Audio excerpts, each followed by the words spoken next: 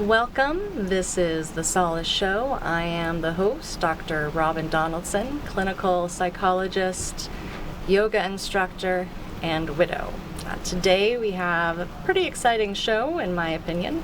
I get to bring two people that are extremely knowledgeable in the realm of all things related to funerals, related to dealing with death and dying.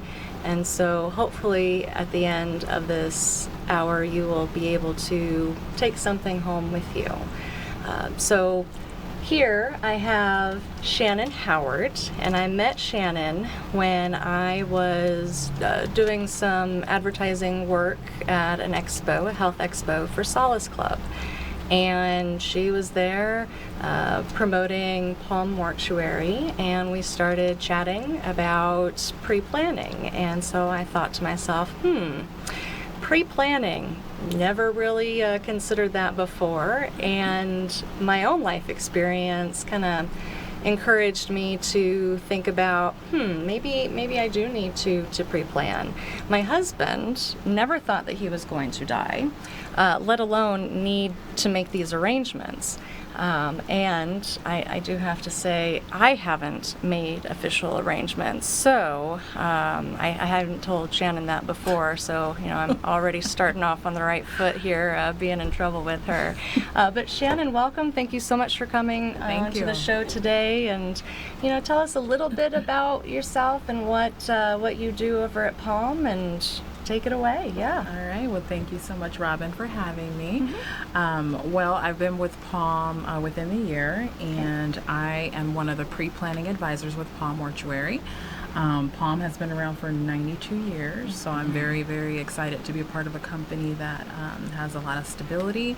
Not only that, has made a great impact within the community too. So I am a mother of two. And the reasons why I got into this business is pretty ironic, but it was because of the loss of my mother originally, and like you just said, I never thought she was going to die either. But it unfortunately, it takes a very sad situation to kind of bring to light some of the things that you need to take care of in life, and it just wakes you up to a lot of things that you don't really want to think about because it's scary. Right. So that situation in particular woke me up, and I said I wanted to help other people like my mom to be able to really just kind of help them to take care of the final arrangements, because people ask me all the time, why do you work for a mortuary? Right. But it was my experience that really allowed me to want to move other people to understand the importance of why you need to do it. It's not the most funnest conversation to have with families, but it is something that you have to do, and unfortunately we all have that in common. So I take a lot of pride in what I do and to help other families out there too. Excellent. Well, I'm super appreciative of the fact that you do offer this through Palm Mortuary, and you help people. I would imagine there's a lot of hand-holding in pre-planning, because no matter how you slice it, it's tough to think about your own death or the death of a loved one. And so when people come to you, kind of how do you help them get over that? How do you ease them into the conversation?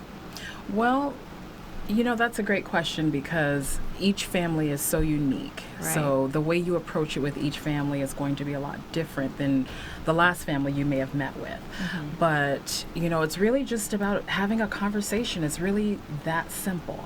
Let's have a conversation. And a lot of times, just reflecting on the things that are important to you or that family, if they have children, or if they, do they have grandchildren or a spouse. Right. So just really understanding the needs of each and every family that I sit with allows me to be able to help them in a different way that I helped the last family. So lots of questions, asking a lot of questions, and that just really opens up the gateway to speaking about death, because it's not easy to talk about your own mortality, but when you talk about it in a way where it's not a scary topic but also a very real topic, right. It's easy to kind of draw out those questions and concerns of each and every family, so you know how to help each one.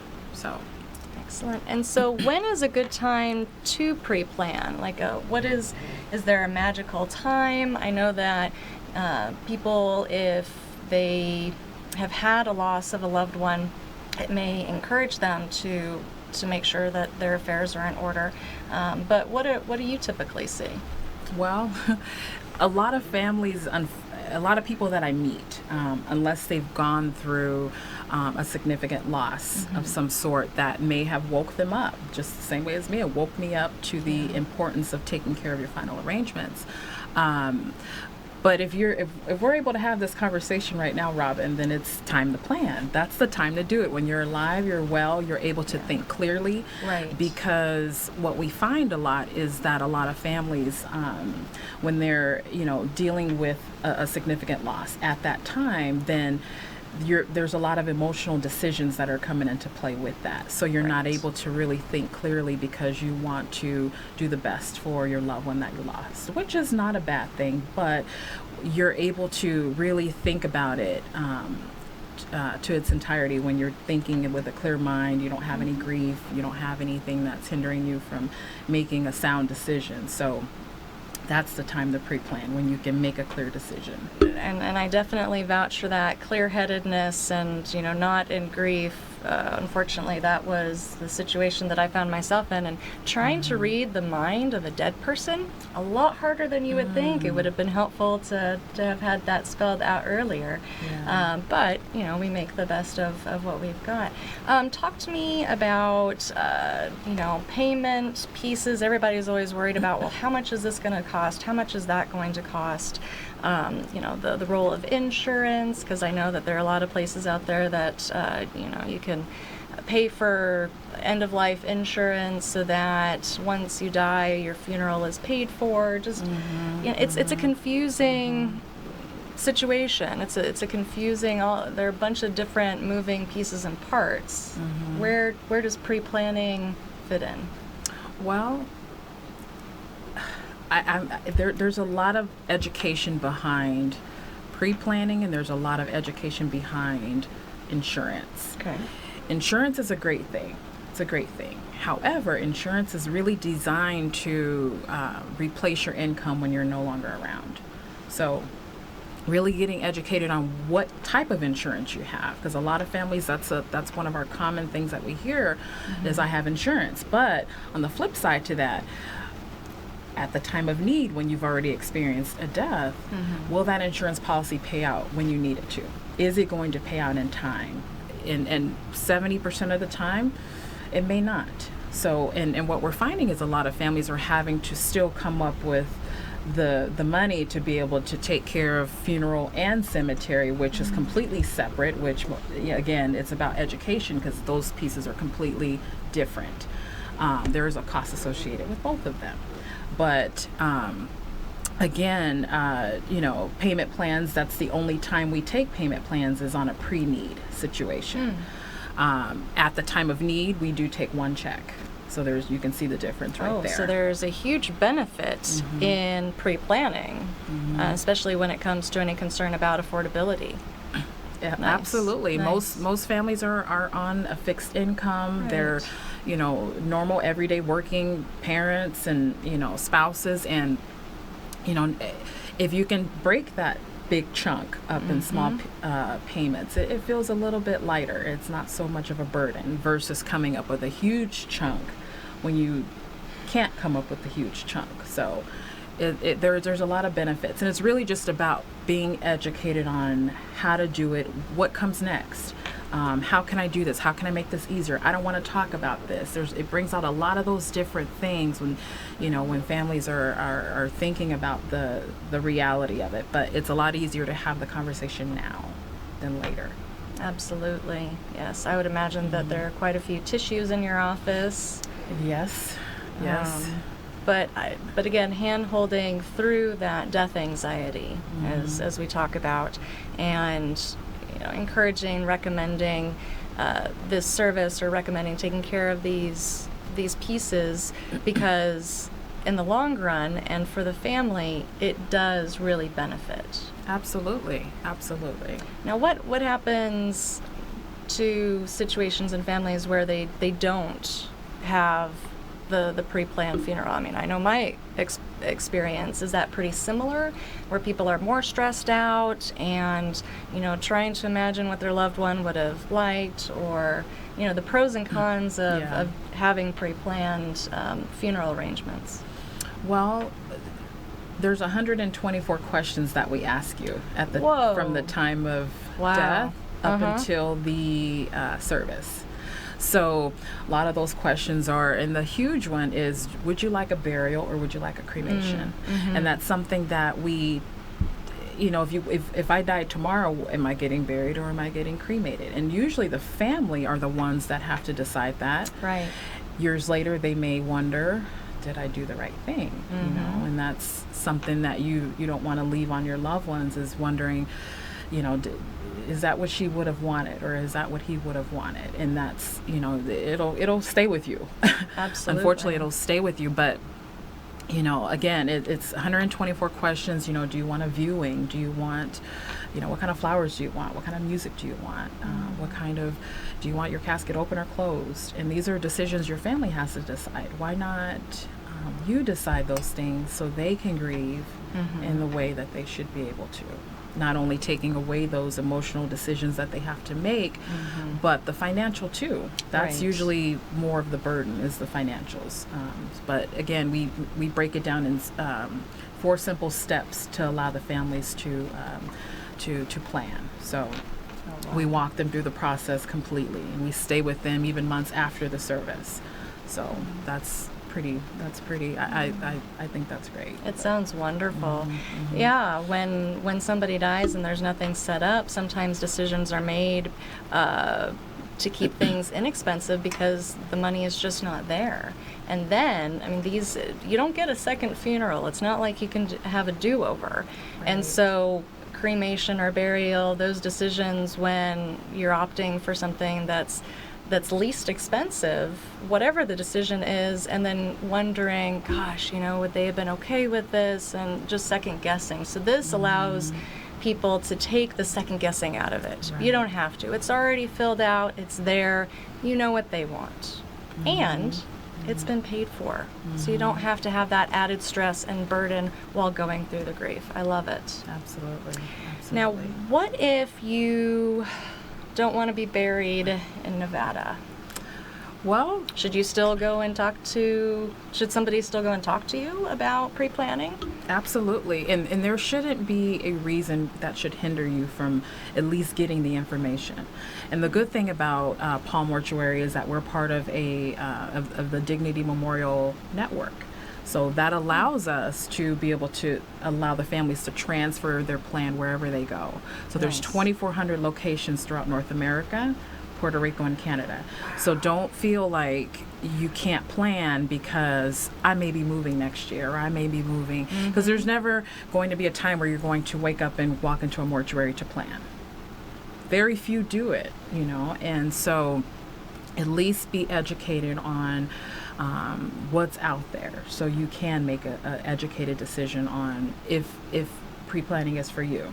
But again, that's something that it's something that, instead of like you have like a gym membership, or you have something that you make payments on, and you may let it slack a little bit, and eventually you may stop going to the gym, right? But with pre-planning, even though you're making those payments, it's something eventually you're absolutely going to use. And so you don't feel like, okay, my money is just kind of going towards something that I'm not going to use. So definitely a huge benefit there. That is a great point, bringing up gym memberships and other things that we pay into and we don't see the results. And even though in this situation you personally won't see the result, you know that your family will. And that what a blessing, what a gift to be able to offer to them. Absolutely. And it's a loving thing to do, to take that out of the planning part of it. So it's again, we just see a lot of families, an influx of families that come in uninformed and unprepared. So we just want to make sure that we touch as many in the community to be able to take that out of it, that worry out of it, rather. Excellent. If there's any message that you could share, I know that we've covered a lot of different important points. Anything else that you would want people to know about pre-planning, or any misconceptions that you would want to clarify right here, right now, what would that be? Get educated. Okay. Get educated I like on what it is. A lot of people don't know it exists, but get educated on what your options are.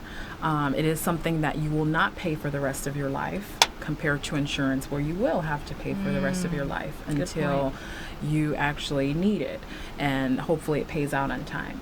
But pre-planning, it's something that we have short payment plans to be able to make it easy for you. But just at the very least, get knowledge on the subject matter. We have a personal planning guide that answers 90% of the questions that the funeral director would ask the family at the time of death. So we offer those free of charge to each and every family. So we make sure each family gets a copy of that. That's great. So you could take it home, fill it out, so that you're not sitting there going over this. You can take as much time as you want to fill out. Oh, I love that idea, because otherwise you're going to feel potentially pressured and, oh my goodness, I have to do this right now. No, take it home. Think about it. We want to make sure that each family has the tools there to be able to say, okay, this is what takes place from the time of death up until the final resting place. And even a small piece is writing a letter to your family. So it really gives you the opening to be able to have the conversation and to deal with it one time. Right. And tuck it away in a safe place until you need it. So it's not something you have to keep revisiting over and over and over. Once you do it, it's done, and then the protection is there for the family. Nice. I like it. What if somebody wanted to get in touch with you, Shannon? What would they need to do? Well, my cell, of course, is always ready and available for all the families that are looking to at least get the information. My number is 702-217-0704. You can also email me at shannon.howard@dignitymemorial.com. And we will provide this information after today's show, so that if for some reason you missed it, or having a hard time rewinding going forward, it'll be right there on your screen later on. So keep an eye out for that if you want to get a hold of Shannon, even just to ask questions, right? Just, it's a free consultation, at least so we know how to help you. Each family is very unique. No family is the same, so don't feel like there's a question that may sound stupid. There's no such thing in this business as a stupid question, but we definitely want to make sure that you have the information, get all of your questions answered, so at least you know what to do next. Yeah, that is fantastic. Wonderful. Well, I greatly, greatly appreciate you taking the time out of your busy schedule, talking to people about these details and coming on to the show. I know that we've talked quite a bit about the overlap between Solace Club being something to help people after grief, and this is something, or after somebody passes away, and it just felt like a natural fit to talk about, okay, so what about before the death?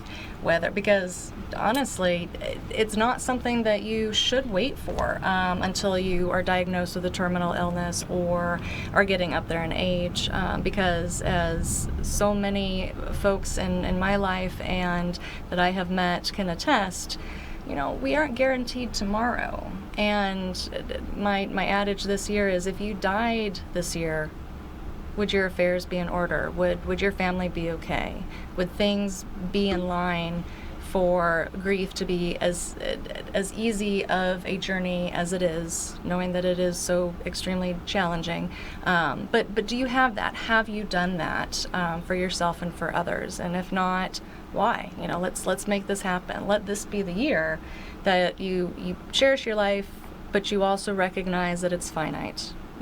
Long enough timeline, we're all going, there's nothing, what was it, guaranteed in life but death and taxes.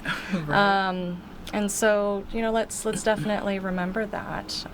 So again, thank you so much, Shannon. It's been a pleasure having you Thanks for on having the me. show, and yeah, I look forward to many more conversations with you. Absolutely. Same here. Thank you.